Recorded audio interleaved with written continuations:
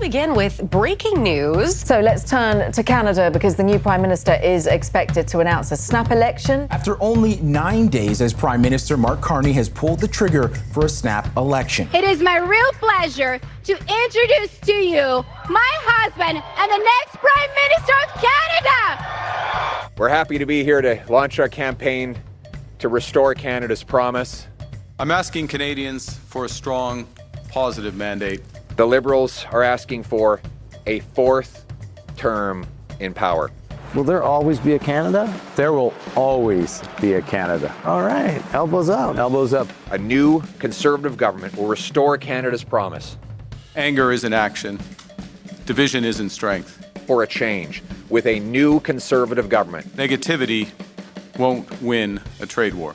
Who's ready to put Canada first? We are stronger together. Who's ready for a change in this country? Remember they said we had no chance?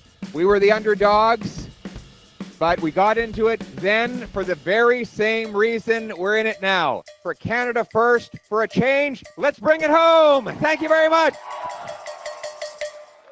It is time for the matchup, an election of a generation. Newly minted Prime Minister Mark Carney is taking on the former frontrunner, Pierre Poilievre, on April 28th. The election is upon us. It's a 5-week-long campaign in the backdrop of a trade war, Trump's annexation threats, and almost 10 long years of Liberal leadership. Something that Pierre Poilievre hasn't forgotten and is working hard to make sure you don't forget to. Poilievre and the Conservatives have been in election mode for a long, long time now. And for over a year, Poilievre pretty much held a 20-point lead in the polls. A landslide Conservative win wasn't just possible. It felt inevitable. But now, the game has changed drastically. Somehow, against all odds, the Liberals have clawed their way back to the top. Some polls are showing that Mark Carney's Liberals are leading at around 39.5. That's from the Ecos poll. Others show them slightly trailing the Conservative by just a few points. Look, this is pretty unfamiliar territory for Pierre Poilievre. He is now looking more like an underdog than ever. So what went so wrong with the Conservatives?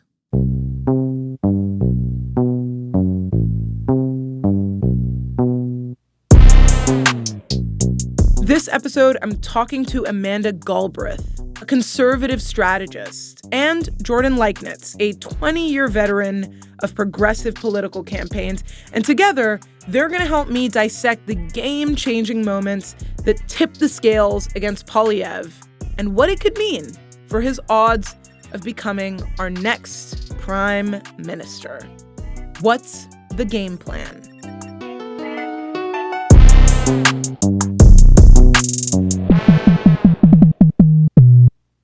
Amanda, thank you so much for taking the time. Thanks for having me on.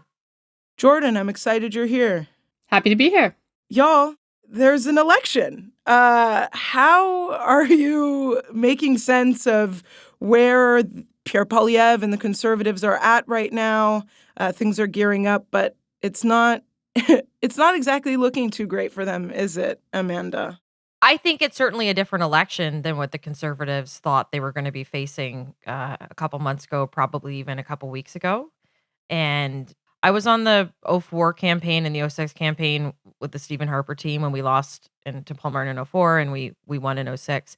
And if we were tied going into the writ at that point, we would have thrown like a fucking party in the war room. So we were never going to be at 25 points up. Conservatives don't live there. Like, it's not a thing. In Canada, it's just not a thing. Cruising to victory would have been really nice. But even going into an election competitive for a normal Conservative party is actually like a very good place to be. So I do think there's a big question about momentum right now, which I'm sure Jordan will dig into too, and how that is shifting things. But, you know, to be slightly ahead or competitive with the Liberals, like, that's a very fine place for Conservatives to be.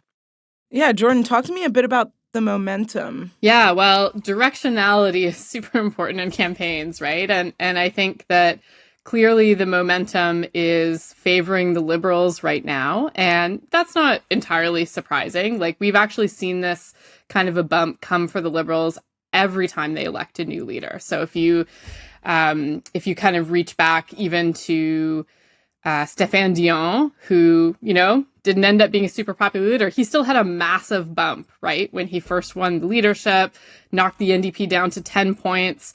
But, within a few years, the Liberals were in third place and the NDP was official opposition and we had a conservative government. So a lot can change. We also saw a big bump when Ignatieff was elected leader, also did not work out so well. And of course, there was a big bump when Justin Trudeau was elected leader that he managed to hold for a longer period. So it's a pretty typical thing to see after a leadership race to have that kind of a momentum. I think that what is favorable for the Liberals right now is, of course, timing and issue set that are really on their side. So they've got, with Trump and just the chaos that's come around the tariff war, there's something right there that is driving people to look for a bit of stability when over the past 2 years, all people really wanted to do was have an opportunity to vote against Justin Trudeau. And so now that has shifted almost entirely. And because they're controlling the timing of this election, they decided when to call it. They're doing that right when they are kind of at the crest of this popularity coming off the leadership race. There's a lot of volatility in the electorate, which we haven't seen in a couple of years, because there was that sort of just sense of like baked inness before Trudeau resigned. People weren't really moving around a lot in their vote intention. They'd sort of made up their mind. What do you mean by baked inness? Like the fact that it was like Pierre Poilievre has got this in the bag kind of thing? Yeah, things were like once you kind of got that initial growth in the conservative vote, sort of that started in 2023, that kind of stayed, right? And things were pretty static. And the NDP was bumping around sort of between 18 and 20, depending on the poll that you looked at. But what has happened now when Trudeau resigned, so the combination of two things, Trudeau's resignation and the threats from Trump, has basically got people tuning into politics federally in a way that they hadn't over the last couple of years, and checking out and evaluating kind of who's on the menu, if you will. It's got to be so disorienting in a way, like as a campaigner, because they've had 2 years, to plan really what was going to be kind of a historic blowout. Like it was going to be really a larger than life win. And they have now all of the fundamentals that underpin that campaign, like literally absolutely every single one of them are almost gone. It was built on the idea that affordability, cost of living was going to be the main ballot question. And so that's why you see them continuing to talk around things like carbon tax, because they want to try to pull everybody back to that discussion. But of course, we have like the chaos machine down south that is just like, Trump's kind of lobbing these grenades, if you will, into Canada that's blowing up the issue set all the time and pivoting it back onto this ground where Poilievre is a lot less certain and where he has some competing priorities. And he's actually got some challenges because of his style, because of how Canadians think about him, because of people like Elon Musk endorsing him and some of those connections, that it's making it much harder for him to hold on to those voters. Let's talk a bit about his campaign. Why would they stay on this carbon tax, axe the tax messaging if Mark Carney's already axed the tax? But he hasn't axed the tax. He's axed the consumer carbon tax, and he hasn't actually explained, and he's talked lightly about how he might do something with the industrial carbon tax, which remains, but hasn't actually explained what that will be. So the opposition's job and the conservatives' job is to say, or anybody, Jagmeet Singh's job too, is to say like, hey, what do you mean by that? Like, you can't just be like, yeah, the consumer carbon tax is gone. We'll make it up somewhere else. We'll talk about it in like 8 weeks. Like, that's not a thing. I mean, it can be a thing and he might get away with it. But the conservatives' job is to say, and any opposition job is to say, like, that's not acceptable. What are you actually going to do? Like, what are the impacts of that on industry? We're in the middle of a trade war right now. People are losing their jobs. Like, what are the other questions are, how are we going to deal with international trade? How do we sign? Like, so I think they're trying to pressure point, which is why you saw him say, we'll repeal the industrial tax, to say, hey, we're getting rid of it all. So like, over to you. I think certainly the embracing of the Canada First thing, which all the parties are doing, right? The Liberals have elbows up. We all love a hockey metaphor in this country. I find it the most basic. If like everyone walks around with the Tim Hortons cup, I'm just like, okay, like calm down. So I think all the parties are doing that. I'm sure the NDP as well, and whatever version of the Green campaign that exists will happen. How successful that will be remains to be seen. I mean, the challenge of an opposition leader is that when you're facing these existential crises, which we saw play out in Ontario, it's just so much harder for them to wrap them. Like, he can't go to Buckingham Palace and meet with Macron, and like that's just not a thing that the opposition leader does, right? Like, it's just the trappings of government, which the Liberals have very effectively exploited over the last 2 weeks, as they should. It's just been very beneficial to them, and I think in this kind of campaign environment, it's harder for the opposition leader to be Captain Canada because he naturally has to oppose and critique. But I think you've seen the visuals, which the Conservative, like their tour, as we call it, is excellent. And I think you'll continue to see those kind of visuals play out. Watching the Liberal tour, I think it's still like the Carney tour was not as polished, but I do think the Canada First stuff will stick. I think, he'll continue to push out kind of big, chunky policy ideas. Like we just had last week, he had the announcement around, having these zones where you could sort of fast track production. And I think those will probably be pressure points against the Liberals to say, okay, here's what I'm doing. What are you going to do? Right. If that will be effective or punch through, like, I don't know, but they're certainly going to try. But do you not think he should shift his messaging? Like, how many people, really do care about an industrial carbon tax? I think the majority of folks may have been interested in axing the tax because they felt like it would, hurt their pockets in some way. So, like, do you think he's doing the right thing by sticking with this carbon tax messaging, or should there be a pivot? Do I think this is going to be a carbon tax election? No, I do not. I think like that ship has sailed, but I don't think, they're going to give up on that little piece easily. And I think it's going to be a little bit of a shift. And I still do think, should Trump calm down, like affordability will be an issue in this campaign, and they should like line things up around that. Should is a very important word here. Yeah, like events, right? Events are, and like Ontario, like it was amazing. Like Ontario, people thought they didn't like their healthcare, they didn't like the state of things. Like, it was like all of the major stuff. It was like, no, but we're going to give a majority government to the people in charge, right? So I think as long as Trump is on the ballot box, like the advantage is probably going to be to the Liberals to a certain extent. But that's not to say that Conservatives or anyone else can't punch through and win. I think Poilievre's challenge is that it's really difficult, like once it becomes clear in voters' minds what the issue driving them that election is. Like because like parties don't choose the ballot question, right? I think we talk a lot about that, but that's bullshit. Parties don't choose the ballot question, voters do. And so when voters decide, and I think that what we're seeing right now in the public opinion environment suggests that we're seeing a shift. We're in the process of seeing this shift from it being an election more around affordability and cost of living to one that's super squarely focused on the threat that Trump poses. And so when that shift happens, the problem for Poilievre is that there's always been some underlying weakness in his leadership in terms of the way people view him and his qualities.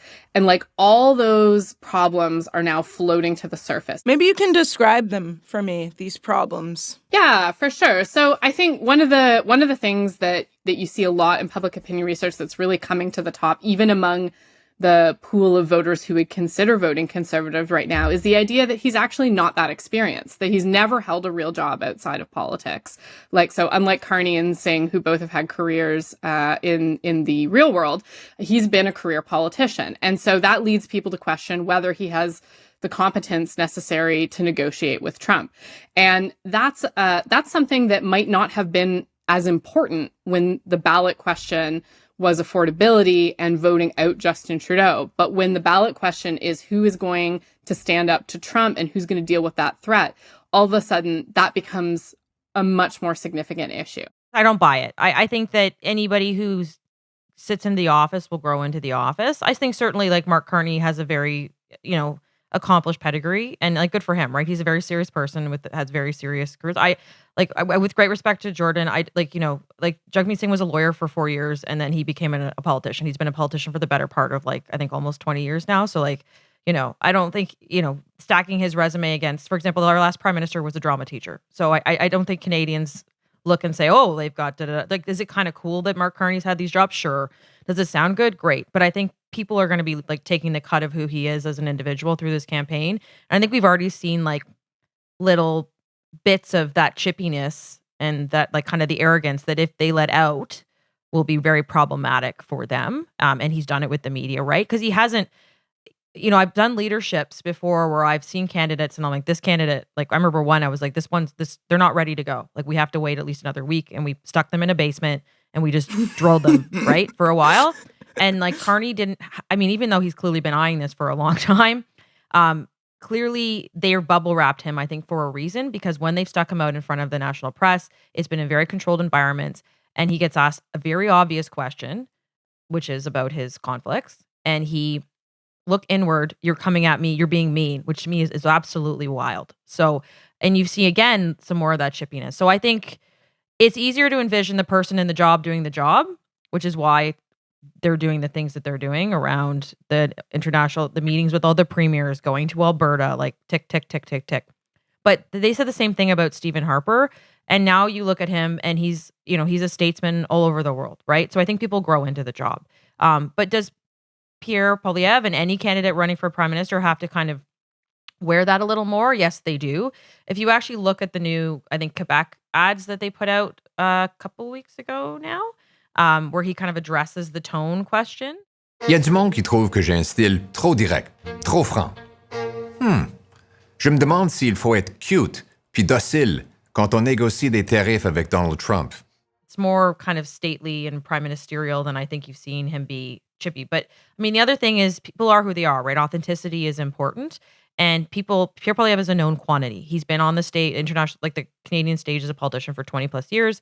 He's not going to turn into some warm and fuzzy cuddly guy overnight, and nor should he, right? Like nobody's going to believe that. The other thing that's a big challenge, I think, for the Conservatives and Poilievre, and I really don't envy them this, is that the group of voters that they need in order to win like a majority government, but even to some degree a minority. Like, so if you look at that pool of people who were with them at the end of December, within that pool of people, there's like roughly a third of them who are kind of pro-Trump, who sort of have some sympathy or some connection or some like of Trump, be that his policies or his style, whatever. And so that's a very awkward group of people to keep motivated all together. And so I think that one of the ways that we've seen Poilievre struggle a little bit, particularly since the tariff war started at the beginning of December, is how to keep the 2/3 of his vote base who are, like most Canadians, very concerned about Trump and very against what he's doing, how to keep them and keep that wing of voters who are a little more sympathetic to Trump, how to keep those folks all together on the same wagon. And that's a really tough thing to do. And so when you see, I think some of that, for example, not, his early agreement with Trump's criticism about border security, for example, that happened in December. And the Prime Minister has lost control of everything. He's lost control of the borders, lost control of immigration.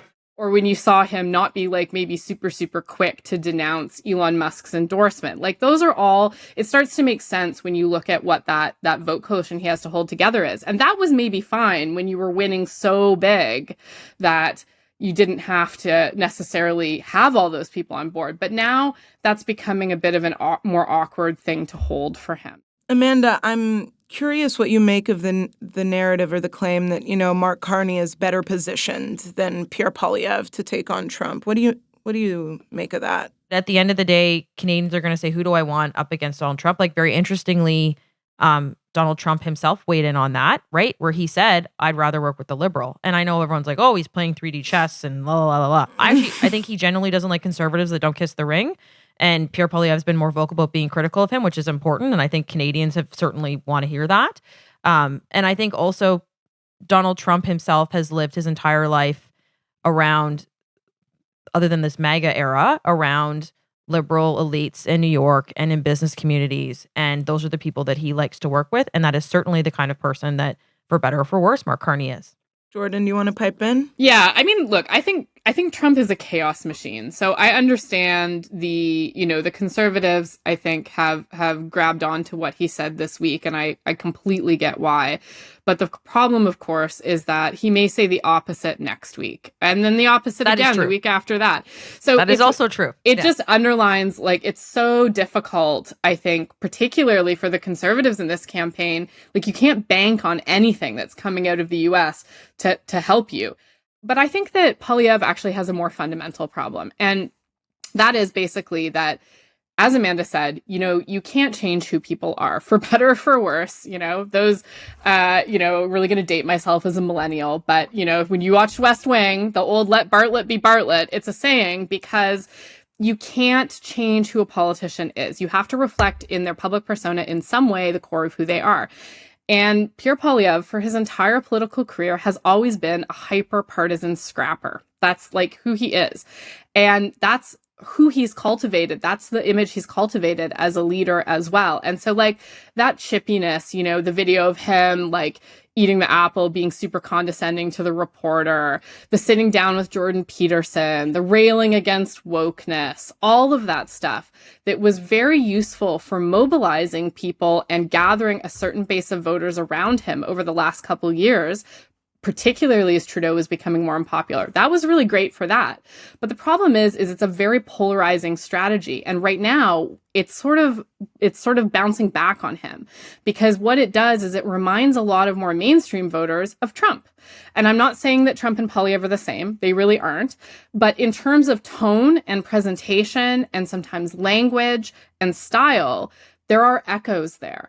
And right now, it is so toxic to be associated with anything that has to do with Trump, that's a big part of, I think, what we're starting to see erosion in the conservative numbers, because people are not looking to bring that type of chaos to Canada. We already are experiencing the chaos that's coming from Trump. They don't want to mirror that chaos. But at the end of the day, if you're putting forward a persona that is easily able to be tied to a deeply threatening and unpopular political figure in Canada, it's going to be a really tough row to hoe. And I think, like, dating is also a really good analogy for this, right? Like, sometimes voting and people's relationship to leadership figures can be a bit like dating. So for Mark Carney, in the honeymoon, people will forgive all kinds of things, Maybe he's chippy with reporters, but we're still in the early days, so people are gonna look past that, right? But they're also looking out for red flags. And the challenge is that for Pierre Poilievre, because Trump is what's on people's mind, there are a lot of red flags popping up for people around him right now. And so I think that's why you're starting to see a real softening of the support for the Conservatives. And it's a real pickle for them, because they can't change who he is, and they have to find some way back into the story that allows them to capitalize on what they've spent 2 whole years building, which is an entirely different campaign on entirely different issues. Are we, the public, maybe underestimating Pierre Poilievre a little bit here? I mean, he's had over a year to kind of be campaigning for this job, the prime minister. I saw a video the other day of an interviewer asking a bunch of young people in this, like, college town who they're voting for, and pretty much all of them said Pierre Poilievre or anything but the Liberals. So part of me somewhere deep inside is like, are these polls overblowing or overhyping Mark Carney? And maybe are we underestimating how well of a campaigner Pierre Poilievre is? It would be wrong to say that this is now the Liberals' election to lose. That is not true. This is still an incredibly competitive election. I really do not think that those Carney numbers are like really firm in any stretch of the imagination. I think it's just people literally being like, oh, who are you? Like, let's check you out a little bit, right? I also would say Conservatives never lead among young people. And right now, like, if you actually look at, like, we're leading among youth, like, that's insane. It's insane. That's like, yeah. But that is not a thing that, like, when I was a young Conservative, I was a weirdo. And my friends were all, like, embarrassed. So it's not, so it's not, like, not normal. It's not normal. Like, the Carleton Young Conservatives was not a robust campus club. Let me tell you that. Pierre is he's a fucking political athlete. Like, that man, like, he eats, sleeps, breathes politics. He's also like an intellectual conservative. He's very intelligent. He's a great debater. His French is significantly better than Carney's. So I think all those things, and also the people behind the scenes, like the senior level of that campaign team, like there are folks that have come back from like that I know that I worked with for 20 years, and they're amazingly talented people. And I do think as far as the kind of campaign that they will run, these are some of the best campaigners in the country. So I wouldn't underestimate that. Wouldn't you want people to see that? This like insane machinery, this strong conservative party? Why ban or not have journalists join you on the campaign trail then? Journalists are going to be on the campaign trail. They're going to be at all the events. They're going to have notice in advance. Oh, come on, Amanda. They're going to be there. I mean, well, okay. So like people have been talking about this for a long time. And Doug Ford hasn't had a media bus since 2018. Like he hasn't. And I get Ontario is smaller than the rest of the country. And three-time incumbent, super popular, He wasn't always that way, but yes, he certainly is now. But yeah, so I think I'm not surprised also because candidly, the Conservatives have spent the last 2 years working their way around the national media, either dealing directly with local media or dealing with select media. And you're seeing, and like the Liberals are doing that too, right? Their first interview was on The Daily Show, which is like a news parody show that's not domestic. So they're just being more open and direct about working around the media than I think the other campaigns are. Jordan? I think Amanda's explained it really well. It's a media control tactic, and it's viable because the Conservatives get their message out in other ways, through mostly paid advertising, and through non-traditional media, local and other stuff, right? Like this is, I think that you can look back at a lot of the media work that Pierre Poilievre has done, and it is not with, like, almost none of it is with the legacy media. Like he got more views on that like Jordan Peterson interview than almost anything else, right? And while I think that there's a risk in that kind of thing for the Conservatives, that they overreach and they bake in some of the really toxic assumptions that can tie them to Trump,